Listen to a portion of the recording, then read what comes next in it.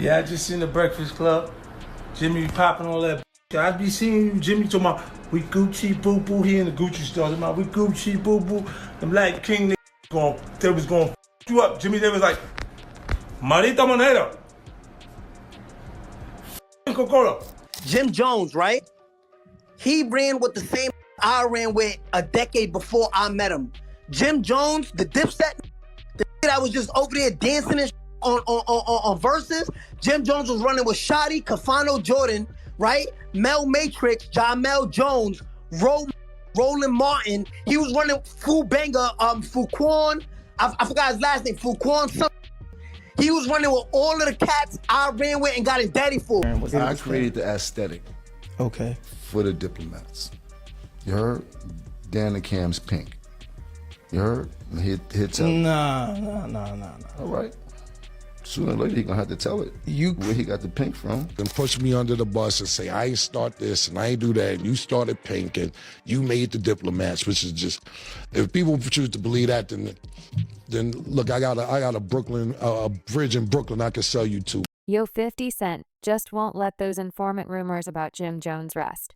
And he's once again stirring the pot and dragging Jones through the mud with receipts. Now, if you've been following the streets and the blogs, you already know that Jim Jones has been dodging informant rumors for a minute. It all started when his name got caught up in the Tekashi 69 trial after a wiretap leaked where he was allegedly plotting against 69. But somehow when the feds came knocking on the 9 Trey Bloods, Jim Jones never got touched, so people started asking how. Jim Jones got caught on tape talking gang business, but never got charged. Fast forward to now, Cameron and Jim Jones are already going at it, throwing shots at each other back and forth online. But just when Jimmy thought that things couldn't get worse, the master instigator, 50 Cent, pops up with fresh receipts. And according to 50 Jones, has been a Fed snitch for years. But is there any actual proof that Jim Jones was working with the feds? And how did he respond to 50 airing him out? Let's break. 50 said it. And I was like, we like Jimmy better than you anyway, Cam. Then you gotta watch to see how he responds. And then you see, He was funny. I thought it was funny when he said but I didn't think it'd be a big deal because you make up with every nigga that put hands on you. But I see the pattern now. If you agree to disagree with you and don't want to take it that route because they got some genuine love for you, you keep going on and on and on. The tension between Dipset, OGs Cameron and Jim Jones is heating up again. And this time, it looks like things are getting personal now. If you've been following Dipset's history, you already know these two had a rocky relationship over the years. Brothers 1 minute, rivals the next. But now their long-standing issues are bubbling back to the surface. And it all ties back to 50 Cent stirring the pot again. So what set this off? Well, Cameron recently had 50 Cent on his podcast, and during their convo, Cam brought up a moment that's been bothering him for years. He reminded 50 that back in 2007, during Dipset's beef with Gunna, Jim Jones popped up at one of 50's shows. And here's what 50 had to say about it. he was not a rapper then. Right. He was your man, like on the side, like on the side, just he was not a rapper at all. Right. So when balling took place, and I'm looking and I'm going, oh, he having a moment. That's the Lloyd Banks. It's Lloyd Banks thing. He wanted that. He was watching them be that, like Mace be that, and Cam be that, and looked at, and it was finally he had him. He had one. Mm-hmm. And I just looked, and I knew, I just took the shot, Murder, to see, because I wasn't sure he was going to go for it. Mm-hmm. But I was like, we like Jimmy better than you anyway, Cam. Then you got to watch to see how he responds. And then when you see, he like, oh, like that. Hey, give me this. Give me Jimmy. Yeah, tell him we want him. We want you at the show, Jimmy.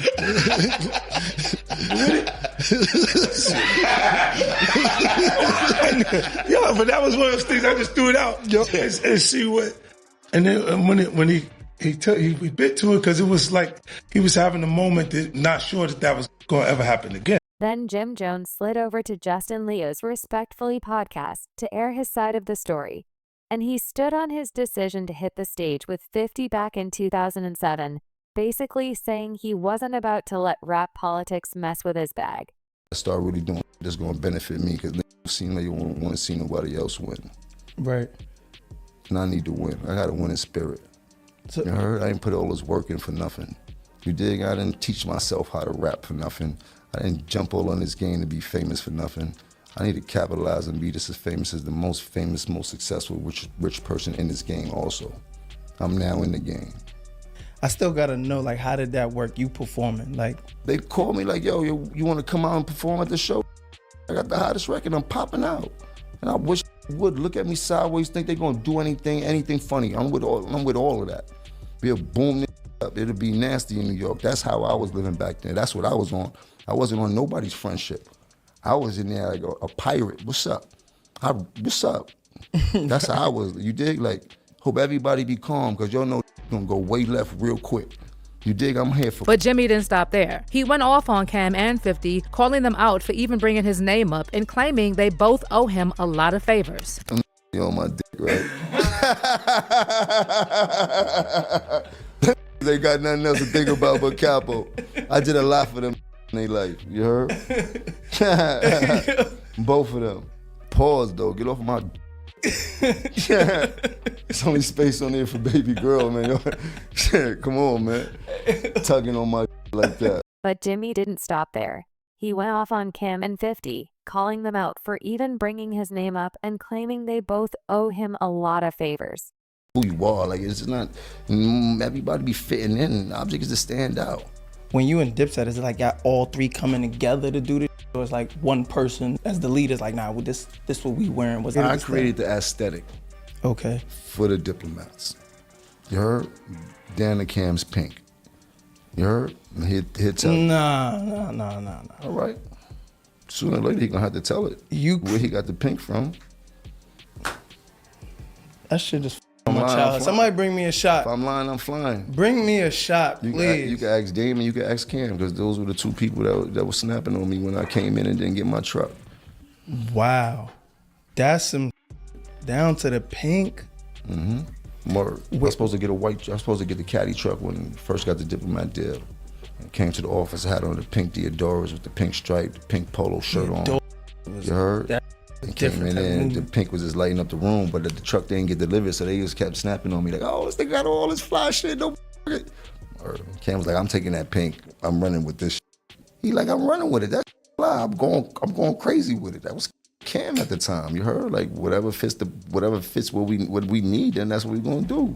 You heard? But that was Easter colors. I've been doing pink. Every Easter, gray and pink, gray suit, pink tie. My mom's been putting me in pink and that future and all that type. Pink has always been my color. And then Jim took credit for creating the diplomat's aesthetic and claimed he inspired Cameron's drip and made him wear that iconic pink fur coat. You are a guardian angel and designer.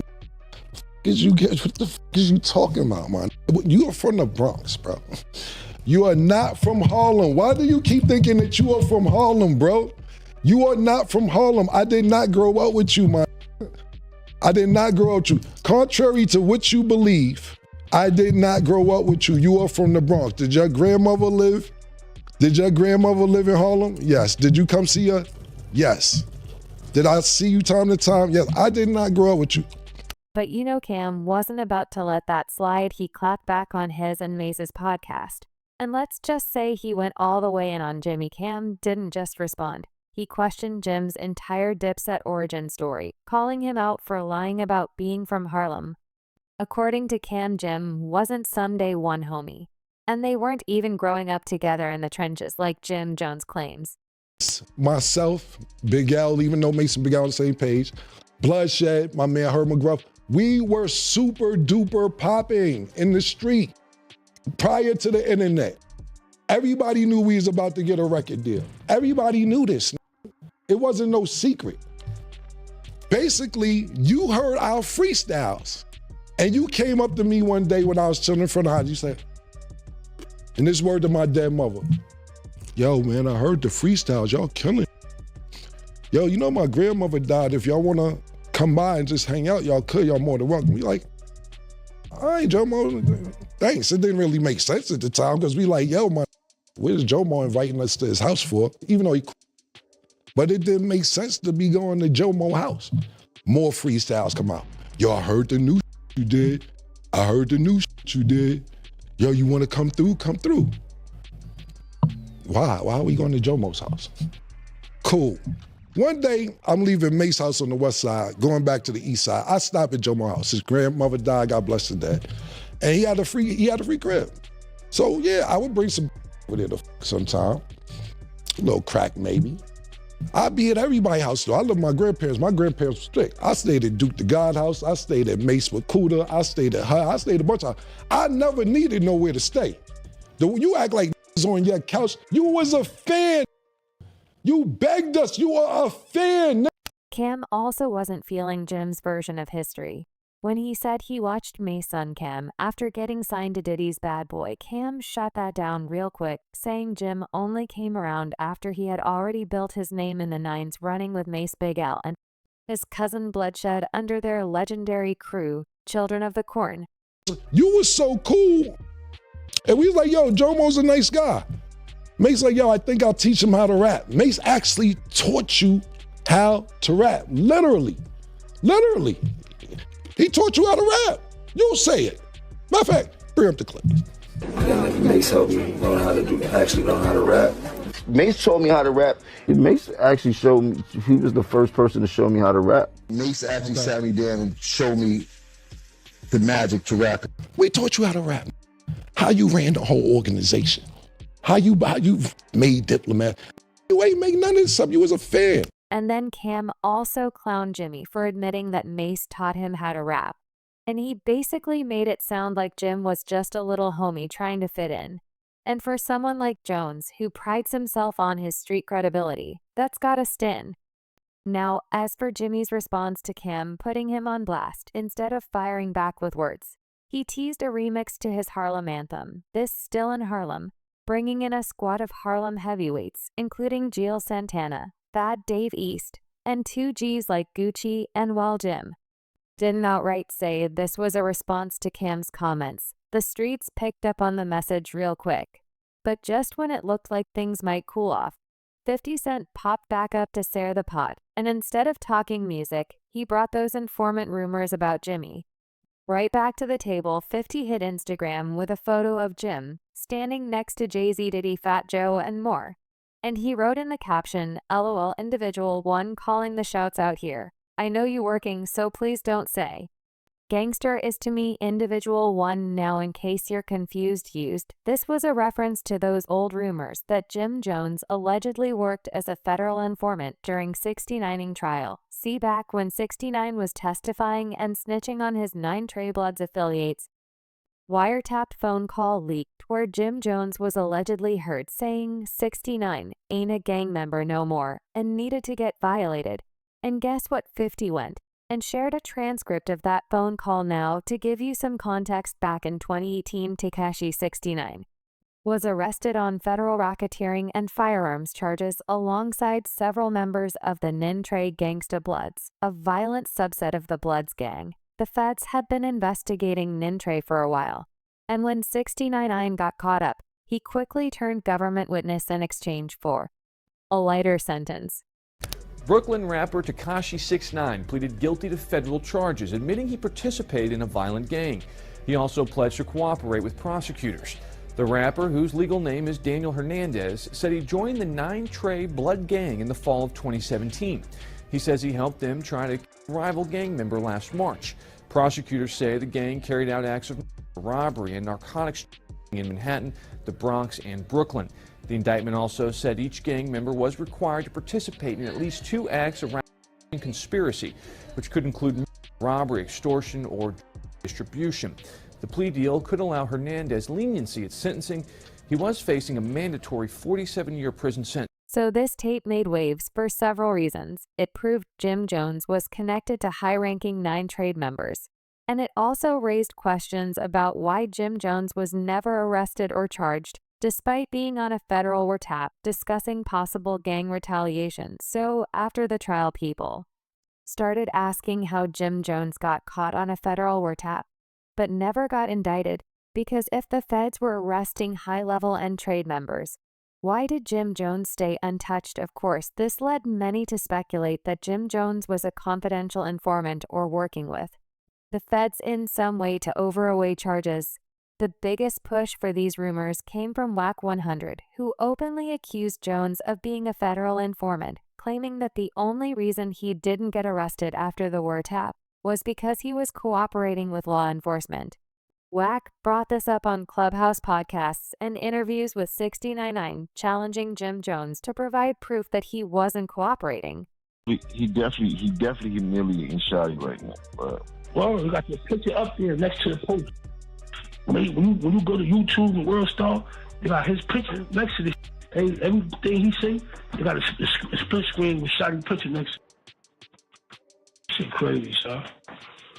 But he doing that to make K9 think he don't got no relationship with Boy. That's what he trying to do. He trying to live. He trying to separate himself. That's cool, but now he gotta get violated. Yeah, super violated. Super duper. So ain't too much he can really do unless he gonna run around with 100 armed securities all day. You know what I'm saying? He gonna get shot at pay. He ain't getting enough money for that. That's a fact. And he just canceled all his shows. And he ain't a gang member no more. Nah, he ain't nothing. That's what Shotty needs to make sure he do. Nah, that he's not a gang member no more. He kicked out the whip. He was never a gang member.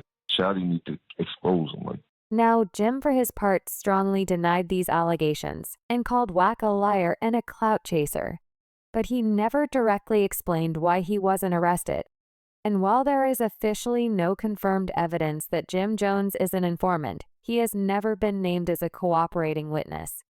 Nor has there been any public record of him testifying or assisting law enforcement. The absence of charges, despite the wiretap, raised a lot of questions. And now it looks like 5050 Cent touched a nerve, because Jim Jones wasted no time clapping back and called. 50 a liar Jimmy shared a photo of himself by the pool and wrote in the caption, "Why you keep on lying, LOL. I'm going back to sleep-free mall matrix till it's reversed." But despite Jim denying the inform allegations, it looks like a lot of fans still aren't buying it. Every time this topic comes up, people start side-eyeing and asking the same question: how did Jimmy avoid charges when everybody else got caught up? And with 50 Cent constantly trolling and keeping the conversation alive, this isn't going away anytime soon. One fan said Jim Jones, a high-ranking gang member, telling his cousin, another high-ranking gang member, basically ordering a hit on someone, and the one he told it to got arrested. And he didn't. Nah, bro, something stinks in Denmark. And someone else added, 699 told the world that there were many other snitches. But no one wanted to listen. Now they all know. But what's your take on all this? Do you think Cameron and Jim will ever fix their relationship? Or is Dipset officially done for good? And how do you feel about 50 Cent bringing up those informant allegations about Jimmy? Let me know what y'all think in the comments. And don't miss out on this next video.